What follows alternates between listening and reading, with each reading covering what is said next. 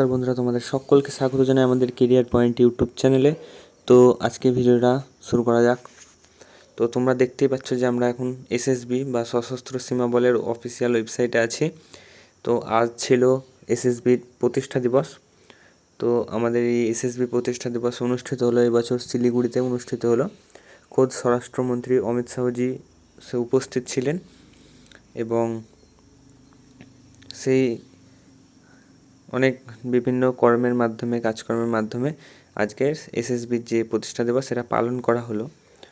তো আমাদের এই চ্যানেলে চাকরি সংক্রান্ত অথেন্টিক আপডেটগুলো সবার আগে পাওয়ার জন্য চ্যানেলটিকে অবশ্যই সাবস্ক্রাইব করে রাখো এবং বিভিন্ন ইনফরমেশান জানতে আমাদের চ্যানেলটিকে অবশ্যই ফলো করো, পাশে থাকো। ভিডিওটি ভালো লাগলে অবশ্যই লাইক, কমেন্ট এবং শেয়ার করো এবং ডিফেন্স লাইনের যাবতীয় কিছু তথ্য জানার জন্য আমাদের চ্যানেলটিকে ফলো রাখতে পারো।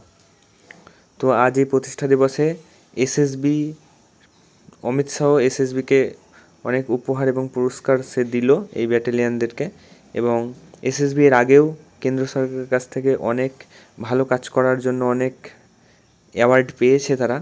তো এসএসবি মূলত যে ইন্দো ভারত, এই ইন্দো নেপাল এবং ইন্দো ভুটান, যে ভুটান এবং নেপাল বর্ডার, সেখানে মূলত এসএসবি কাজ করে। এছাড়াও ঝাড়খণ্ড, বিহার এগুলোতেও তারা জঙ্গলমহলে কাজ করে থাকে। তো এসএসবি অনেক ভূমিকা পালন করে, বিশেষ করে ভূমিকা পালন করে হচ্ছে নেপাল বর্ডার আর হচ্ছে ভুটান বর্ডারে। তারা 2450 কিলোমিটার পর্যন্ত তারা বর্ডার কভারেজ করে এবং তাদের আজকে এই যে প্রতিষ্ঠা 61তম প্রতিষ্ঠা দিবস হলো, তাদের আজকে 61তম প্রতিষ্ঠা দিবস পালন করছে এবং শিলিগুড়িতে সেটি পালন করা হচ্ছে। এবং এই যে তাদের অফিসিয়াল ওয়েবসাইট এসএসবি সশস্ত্র সীমা বল এবং খোদ অমিত শাহ, স্বরাষ্ট্রমন্ত্রী অমিত শাহ সেখানে উপস্থিত ছিলেন এবং অংশগ্রহণ করেছিলেন।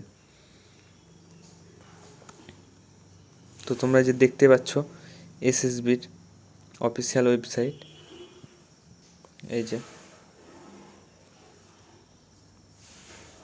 এসএসবির অফিসিয়াল ওয়েবসাইট, তাদের কার্যক্রম যে দেখতে পাচ্ছ, তারা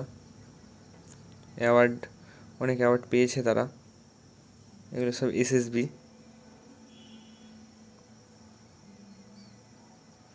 তো আজকের ভিডিওটা এই পর্যন্ত। ভিডিওটা জয় হিন্দ, বন্দে মাতরম।